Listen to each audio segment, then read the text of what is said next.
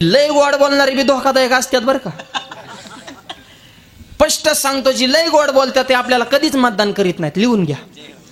ते आपलीच खात्यात आपलीच पेत्यात आणि आपल्यालाच पाडण्यासाठी त्यांचा फार मोठा हातभार असतो. त्याच्यामुळे लय गोड बोलणाऱ्यांच्या नादी लागायचं नाही. त्यांच्या तोंडात एक असतं आणि मनात एक असतं. मैंद मुगीचा कोवळा भवंतरीचा निराळा. कवळं बोलत्या शेलकच काय काय. त्यांची जर वाणी ऐकली तर आपल्याला सुद्धा वाटतं नाही नाही हे जर आपल्या इतकं प्रेम आहे किंवा आपल्या इतकं कोणाच प्रेम करत नसेल असं त्याची भाषा ऐकून वाटतं. पण त्याच्या इतका दुश्मन किती दुसरा नसतो आपला. भाव अंतरेचा निराळा. हे अंत आपल्याला बी गावात भेटतात ना काय काय. वा वा वा पाटील तुमच्याशिवाय काय गावचा विकास आहे का. तोंडाने पुढे गेल्या भांगार येते त्याने तर गावचं वाटोळ केले हाय का. म्हणजे कसा विश्वास टाकावा लोकांवर. ही तोंडात एक आणि मनात एक ही फार भयानक माणसं. तशी धृतराष्ट्राची भाषा. भीमा हे राजा 100 मुलं मेले रे तुम्हीच मारली समजा. 5 पांडव जेवायला बसले. धृतराष्ट्रानं भीमाशी संवाद सुरू केला. सांगितलं भीमा 100 मुलं मेली पण तुम्ही राहिलेली आता 5 माझीच मुलं आहेत. कधीतरी असं वाटतं की तू माझा मुलगा आहे आणि मुलगा समजून तुला आलिंगन द्यावं. कोण म्हणतंय. धृतराष्ट्र. कोणाला. भीमाला. हे आलिंगनात प्रेम आहे का. प्रेम नाही, द्वेष आहे, कपट आहे, राजकारण आहे. त्याला गोड बोलून जवळ बोलायचा होता आणि दाबायचा होता. आणि खरं सांगू का पण म्हणता येईना ना म्हातारपणात त्यांच्या चोपायच्या होत्या ना भाकरी. मनात मत जळत होता तुम्हीच हाणले र. पण आता कसं काय बोलावं. 100 मिली पण तुम्ही राहिलेली 5 माझीच मुले आहेत. भावाची काय माझी काय. मुलगा समजून तुला आलिंगन देण्याच्या अंतकरणात खूप थोडा नॉर्मल इको कमी ठेवा. बोलताना छान आवाज आहे. थोडा इको बोलताना कमी ठेवा. तुला आलिंगन देण्याची इच्छा आहे. भीमाला वाटलं खरंच काकाच्या मनाला राग गेला काय नको. त्याने काकाला सांगितलं मी तुम्हाला आलिंगन देणार पण आज नाही उद्या. ठीक आहे. जिकडे तिकडे बातमी व्हायरल झाली. काका पुतण्याची भेट. काका पुतण्याचं राजकारण आताच नाही बरं का. पहिल्यापासूनच. आता फक्त फॉर्मला आलंय विठ्ठल. आणि एकाने सगळ्या पक्षात काका पुतण्यात बघा तुम्ही बारीक चिंतन करा. कीर्तन संपले. हे काका पुतण्याने महाराष्ट्राला पर पुकरून काढले. आणि काका मी तुम्हाला उद्या आलिंगन देतो. बातमी व्हायरल झाली. भगवान श्रीकृष्ण बसले होते मोबाईल खेळत. व्हॉट्सअप होतं त्यावेळेस. आता मोबाईलनी माणसं हँग झाली. 24 तास त्याच्यात डोकं घालतात. माणसासाठी मोबाईल का मोबाईलसाठी माणूस हेच कळायला मार्ग नाही. मी म्हणतो जरूर वापरा पण प्रमाण ठेवा. त्या सांगली जिल्ह्यामध्ये गाव आहे बघा. मागली एक बातमी ती आली होती की त्या गावामध्ये संध्याकाळी 6 ते 8 या दरम्यान अख्ख्या गावातले मोबाईल बंद असतात आणि गावातला एकही टीव्ही चालू नसतो. शेतकऱ्याने शेतकऱ्याचा धारा काढायचं काम करायचं. महिलांनी स्वयंपाक करायचा. 6 ते 8 मध्ये तरुण मुलांनी अभ्यास करायचा. असा त्या गावानं ग्रामसभेत ठराव केलाय. त्या गावचं नाव भारतात आदरानं घेतलं जातं. असे काहीतरी चांगले संकल्प गावाच्या पातळीवर आपण सगळ्यांनी एकत्र येऊन तयार करा. नुसते राजकारण्याने काय हुक्त घेतलं नाही. आपला विकास करायचा आपली काय जबाबदारी आहे का नाही हे प्रत्येकानं मनावर घेतलं पाहिजे. मुख्यमंत्री आमदार खासदार गाव बदलू शकतात ना. गावातल्या प्रत्येकाला वाटलं पाहिजे की आपल्या गावचा विकास व्हावा. गावामध्ये चांगले नियम हवेत. गाव सुजलाम सुफलाम हवं. हे परिवर्तन प्रत्येकाच्या मनात व्हावं. यासाठी धर्म मंडप. मला एकच सांगायचं फक्त मोबाईलला काहीतरी प्रमाण ठेवा. सकाळी 2 तास संध्याकाळी 2 तास असं काहीतरी लिमिट ठेवा. 24 तास त्याच्यात डोकं घालून डोके हँग करू नका. भगवान श्रीकृष्णापर्यंत बातमी गेली की काका पुतण्याची भेट. देवाने भीमाला फोन केला. इकडे काय आलंय म्हणले. हे खरं आहे म्हणले. आम्ही भेटणार रे उद्या. जिवंत राहायचं असेल तर काकाला आलिंगन देऊन जमणार.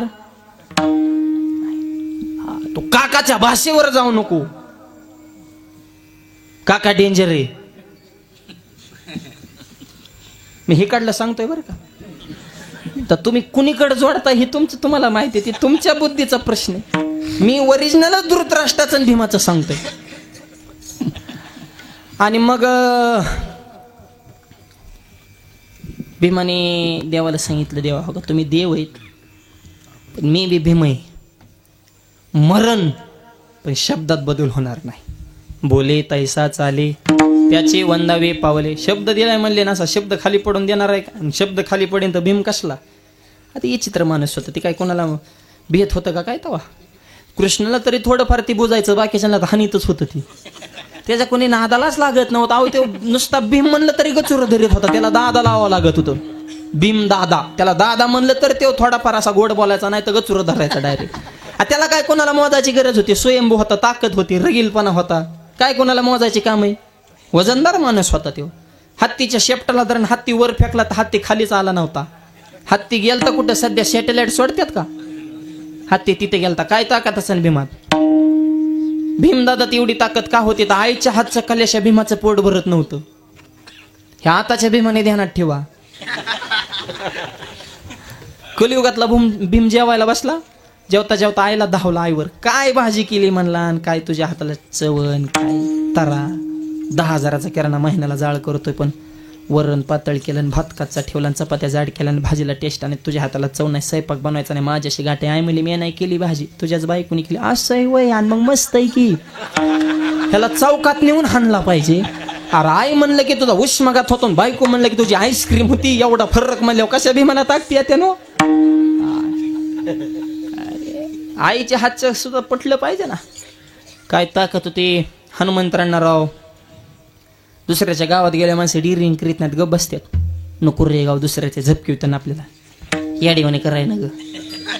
ह्यो वाघ असा झाला, थप मारा. दुसऱ्याच्या गावात जाऊन तिथल्या मालकाची दाढीच जाळली. दाढी रावणाची जाळी.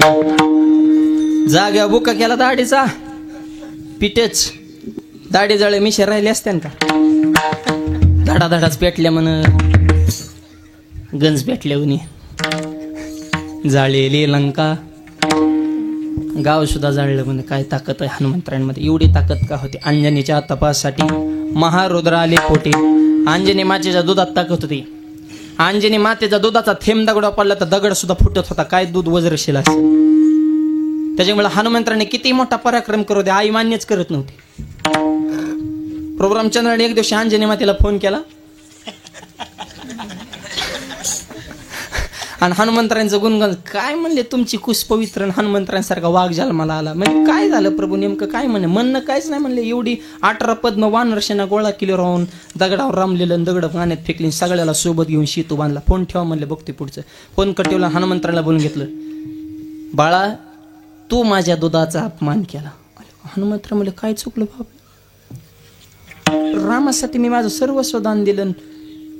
रामाचा प्रभू रामचंद्रांचा फोन येऊन गेला, त्यांनीच काय कान भरवलं का काय बा? पण त्यांनी तर चांगलं सांगितलं होतं, वानरशाना गोळा केली शितो. इकडे माझ्या दुधाचा अपमान जर करायचा असेल तर आईचं अंजनीचं नाव लावायचं. आपण झालं काय?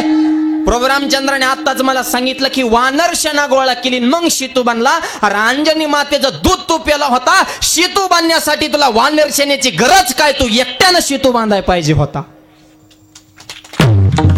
याला म्हणायचं माता एवढा पराक्रम केला म्हणते, जमलं नाही, अजून पुढचं वर्जन पाहिजे होतं.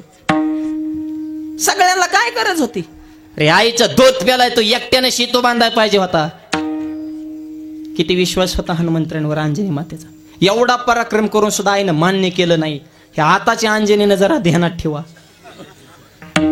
आताच्या आया आया आया आया शेंबड बोरग, शेंबड डबर नक्त,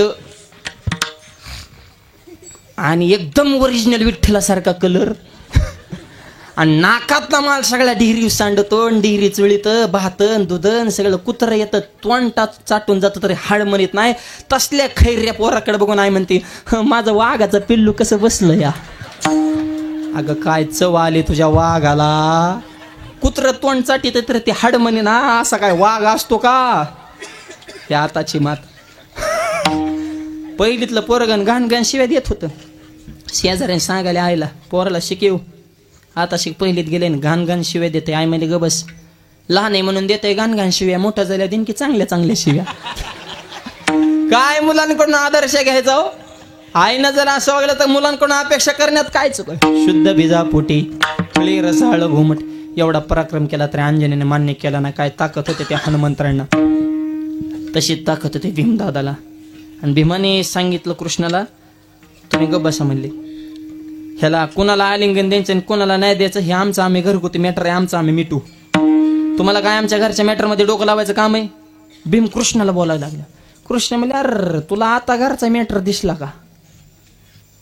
म्हणजे गोलाल बडल्याच्या पुढं इतक्या दिवस तुला हात जोडीत होता, आमचं काम करा ना आमचं काम करा ना. आता 5 वर्षांनीच भेटायचं याच्यावर काय? बघू आम्ही बी पुढच्या 5 वर्षाला. मग येडेवानी करू नको भीमा. तुझ्या घरचा मॅटर म्हणजे तुला आणि तुझ्या भावाच्या रथाचं सारथ्य केलं. 18 दिवस युद्धामध्ये विजय प्राप्त करून दिला. मी होतो म्हणून तुझा भाव अर्जुन वाचला. तो काय आमच्या घरचा मॅटर होता का? अरे तुमच्या घरचं मिटवायसाठी आम्ही आमचं घरदार जाळलं ना. अरे मी राजा कुठला होतो आणि राहिला कुठं होतो? द्वारकेचा राम.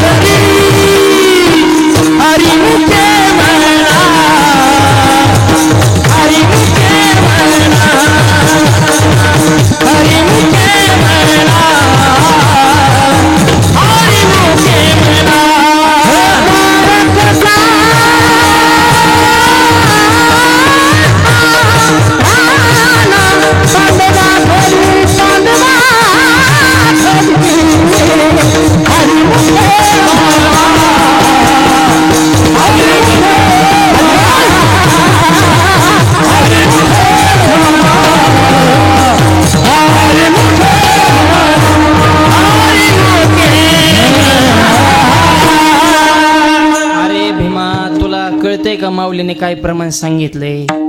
द्वारकेचा राणा पांडवा घरी. द्वारकेचा राणा हे तर थांबायचं. मी राजा कुठला? द्वारकेचा. राहिला कुठं? पांडवा घरी. का? तुमच्या घरचं मिटवायसाठीच ना. आणि आता सांगतो का घरच्या मॅटर मध्ये डोकं लावू नको. बघ तुला जसं करायचं असेल तसं. जेव्हा देवाने बी भीमाला झाडलाय बरोबर. मग नेमकं काय म्हणणं आहे तुमचं? काय म्हणणं नाही आलिंगन देऊ नको. पण शब्द गेलाय. मग एक काम कर, आलिंगन देण्याच्या अगोदर 1 मिनिटाचा वेळ मला दे. ठरलं. देवाने लोखंडाचा भीमाच्या आकाराचा पुतळा बनवून घेतला. दुसऱ्या दिवशी धृतराष्ट्राने केलं सुरू. भीमा ए राजा, तो म्हणला होता ना काल आलिंगन देतो. बघा बरं का भाषा किती गोडी. म्हणजे शेवटपर्यंत पुढचा गाफीलच राहायला पाहिजे. त्याला कळलंच नाही पाहिजे ह्याच्या डोक्यात काय चालू आहे बा नेमकं. भीम बी उठला. देवाने खुनीला ग बस म्हणले मरचिन तुझा दुसरा नंबर आहे. मग पाहिला कोणाचा? लोखंडाचा पुतळा. म्हणजे साडका पुढं. लोखंडाचा पुतळा पुढं सरकवला. भीमा म्हणून आलिंगन दिलं त्या लोखंडाच्या पुतळा. धृतराष्ट्र 100 मुलं मारली होती. काही कमी राग असेल का? आणि शेवटचा प्रिय पुत्र जो होता का धृतराष्ट्र, ह्यानेच हाणला होता बरं का गदेने भीमाने. त्याच्यामुळे त्याला गोड बोलून जवळ बोल. भीमा म्हणून जीच आलिंगन दिलं आणि जीच कर कर कर भीम दाबलाय. लोखंडाचा पुतळा होता पण जाग्यावर बुका केला. भीमानं तोच बुका घेतला आणि कपाळाला लावला. मेलो रे, मला नको रे. मला आलिंगन नको, काका नको, काकी नको. मला पहिलं घरी जाऊन द्या. निघूनच गेलो. आणि मग भीमाने विचार केला, जर देवाने आपल्यासोबत मीटिंग केली नसती, जर पुतळा बनवला नसता आणि त्याच्या जागेवर जर मी गेलो असतो तर जिवंत राहिलो. आता हे सुद्धा आलिंगनच आहे. हे आलिंगनात प्रेम आहे का? कशाचं प्रेम आहे राव? कपट आहे नाही, द्वेष आहे, तिरस्कार आहे. हे झालं द्वेषाचं आलिंगन. असंच अजून एक आलिंगन आपल्या इतिहासामध्ये गाजलंय. आ शिवाजी हमारे गले लग जाओ. कोण म्हणते? कुणाला? छत्रपती शिवाजी राजे या. खूप दिवसाची इच्छा होती, लांबून आलोय तुम्हाला भेटायला विजापूरवरून. जरा बसून तह करू म्हणले. वाटाघाटी स्वराज्याच्या लय कमी वयात प्रगती करायचं चालले. मनात म्हणत होतं या जरा. भाषण राजे आओ राजे. हात पुढे केला. दिसायला आलिंगनच आहे का नाही? प्रेम आहे का? आलिंगन देणारा कसा होता? आशा वागिनीचा तो छावा.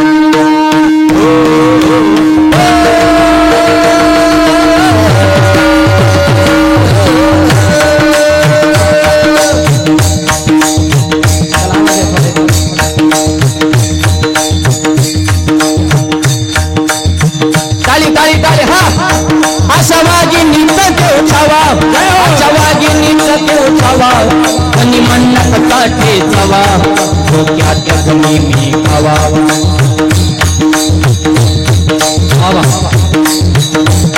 बेटीचा धाडला सांगावा फलाच्या भेटीसाठी राजाने नक्षीदार श्यामे नाव भरला जाग्यावर नाका जाग्यावर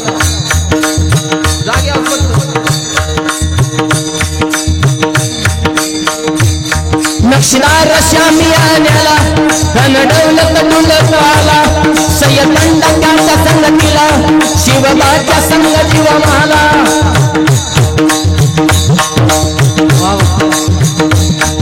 आलिंगन देणारा तुकोबारायांचा शिष्य जगदंबेचा भक्त आणि भगव्या झेंड्याचा शिपाई राजांनी खानाला आलिंगन दिलं खानानं दगा केला दाटी मान मांडला कटनीचा वारदान केला चिलकत होत अंगाला खानाद्वार बघा गेला खान गडबडला राजे सावध झाले नकाचा मारवा केला पोटामध्ये बीजा फुटत झाला तर तर भाले पोटाला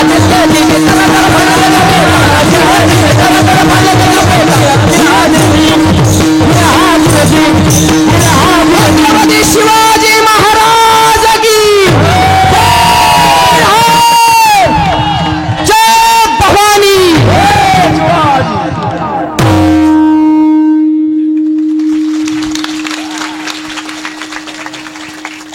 खानाचा कार्यक्रमच केला तो बी दिवसा त्याला मारलं हे मला सांगायचं नाही मला गाभा महत्वाचा आहे फक्त आलिंगन हा या शब्दाचा दिसायला वरवर आलिंगनच आहे हो प्रेम आहे का द्वेष हे झालं द्वेषाचं आलिंगन पण जगद्गुरु तुकोबाराच्या अभंगात जे आलिंगन सांगतात ते प्रेमाचं आलिंगन आहे संतांनी जर एखाद्या साधकाला आलिंगन दिलं त्याच्या जीवनामध्ये कशाची प्राप्ती होते अभंगाच्या पहिल्या आलिंगन आलिंगन